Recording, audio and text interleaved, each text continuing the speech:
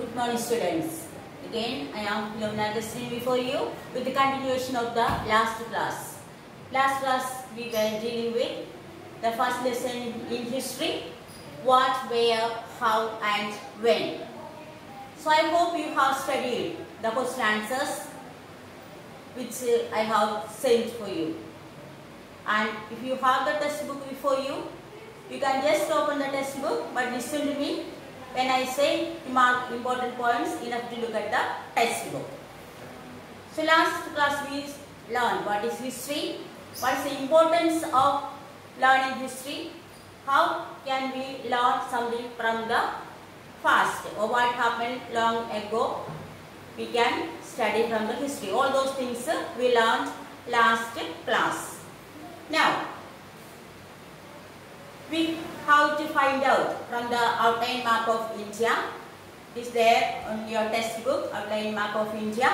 There we can find out river Indus and its tributaries. River Indus is there on the outline map. Just look at that map and you can find out river Indus and its tributaries. That is river Ravi, Satluj. All those rivers are the tributaries of river Indus. And what is this tributaries? That is smaller river that flow into a larger river. So what is tributary? The smaller river that flow into a larger river. So we can find out river Indus and its tributaries on the outline map of India. Okay, 4,700 years ago, some of the earliest cities flourished on the banks of this river. Remember the years, 4,700 years ago, somewhat, many cities flourished on the banks of the river Indus. And 2,500 years ago, cities also developed on the banks of the Ganga river and its tributaries. So 4,700 years ago, many cities flourished on the banks of river Indus, and 2,500 years ago, many cities developed on the banks of river Ganga and its tributaries. River Ganga and its tributaries called the sun. River Ganga and its tributaries called the sun. You know what is tributaries? In ancient times, the area lying along these rivers to the south of Ganga was known as Magadha. So in ancient times, the area along the rivers to the south of Ganga was known as Magadha, now lying in the state of Bihar. Its rulers, the rulers of Magadha, were very powerful rulers and they set up large kingdoms. Many parts of the country they set up this, as powerful leaders. They set up many large kingdoms, many parts of the country. The people travelled from one part of the India to other. Many people travelled long years ago. Last class I spoke about the gatherers. People, those who are moving from one place to another in order to search for their livelihood. Here also many people travelled from one place to another. And the hilly areas, mountains, seas, all this made these people, their journey very dangerous. Because of the mountainous areas, hills, seas, rivers, all these factors made the people, their journey very dangerous but never impossible. Traveling was possible but it was very dangerous. Men and women also travelled from one place to another in order to get their livelihood. People travelled not for the sake of seeing the places, Nowadays we will go from one place to another, maybe for the sake of just seeing the new places. But those days, men and women also moved from one place to another in order to search for their livelihood. And also, people travelled in order to escape from the natural disaster like flood, droughts, etc. When one area affected with the droughts or flood, people move from that place to another place for their safety. We know that last year and year before we faced with the flood, and those people with the affected area, people from those places came to our places, and we know we have heard recently about flood. So in ancient times also people used to move from one place to another for what all purposes, in order to find their livelihood and also to escape from the natural disaster like flood, droughts, etc. Sometimes men marched, soldiers led, men marched, rulers, kings, they marched in armies in order to capture other people's lands. Merchants, business people, they also travelled in ships in order to carry the valuable goods from place to place. Religious people, religious leaders also moved from one place to another in order to share their spiritual or religious ideas with the other people. So, merchants travelled in order to carry valuable goods. Religious leaders or teachers, they also travelled in order to share their ideas with the other people, spiritual ideas with the other people. And some people also travel to find new places, discover new places, exciting places, because they were driven by the spirit of adventure. Some people travel in order to find or discover new places because they were driven by the spirit of adventure.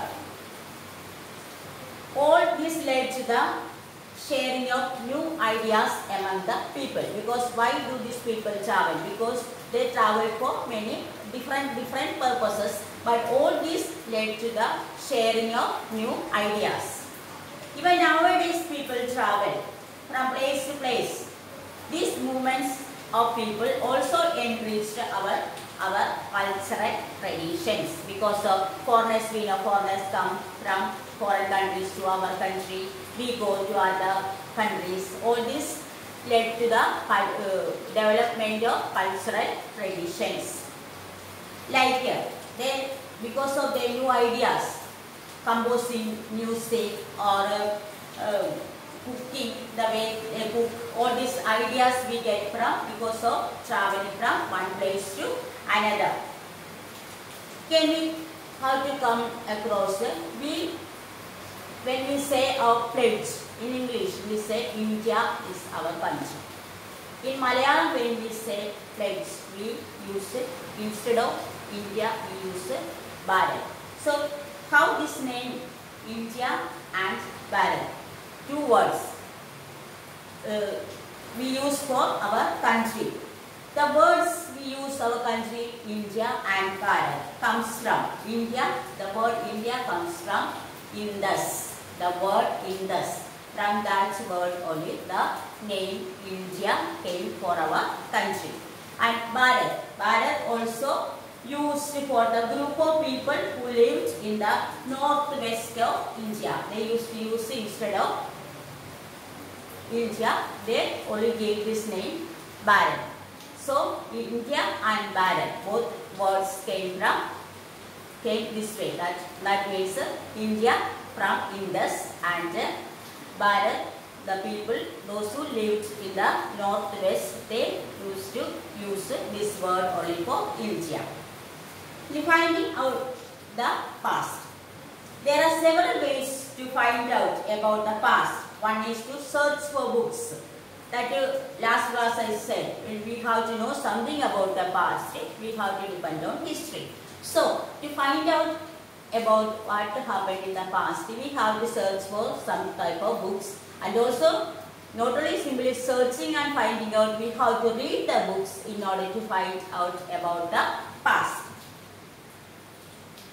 And these books were written long back, and these long back the books were written and was called manuscripts. That book was called manuscripts, and this word came from the Latin word manu, that means hand. And these books written long ago, ancient times, was known as manuscripts. And this word manuscripts came from the Latin word manu, that means hand. We can also find out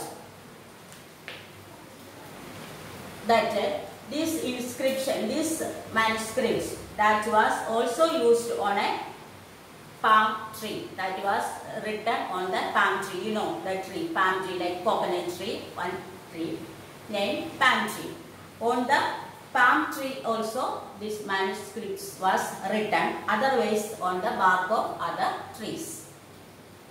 As years passed by, these manuscripts were eaten by insects, and it was, some of it was destroyed, and but many of the manuscripts were preserved in the monasteries and also in the temples. And it was written in the Sanskrit language. The manuscripts was written in the language that is Sanskrit, and some were written in the Prakrit language. Prakrit means language used by the common people, and also in Tamil. So manuscripts was written on the palm tree or on a bark of a tree, and also it was written, mainly it was written in Sanskrit language, and some were written in Prakrit, that is common people's language, and also in Tamil. So you know what is manuscripts, and again inscriptions. Inscription means we can study inscription written on a hard surface, that is on the stone or on the metal. So manuscripts written on the palm tree or on the bark of a tree, inscriptions written on a hard surface like a stone or metal. And kings and queens, men and women, they used to write about their life, so something like their victory, like for example king and queens, they used to write their victory in a battle on the inscriptions. The common people did not write because they did not give any importance to their life. That's why they did not write anything on the inscription. But king and queen used to record their achievement on these inscriptions. And who are called archaeologists? Archaeologists. They are people those who study the objects used in the past are called archaeologists. To the question comes who are called archaeologists. That is people those who study about the objects that used in the past are called archaeologists. They used to study about the animals, about the people, about the bones, remains of the animals, about the plants, to know what type of plants, what type of animals lived those days, and about the food, what the people in those days ate. So archaeologists, who are known as archaeologists, you know, and what did they do in order to find out about the past. So this is all for today's class, and you have to read the textbook. As I'll tell you once again that history, otherwise social studies, you are studying history, geography and politics for the first time. So you will find definitely little bit difficult, but I am sure later on you will find it very easy and you can score good marks. And only thing you have to remember the dates, names of the person or events like it. So it will not be very difficult. If it is finding difficult, I will make you to understand later on when you come to the class time.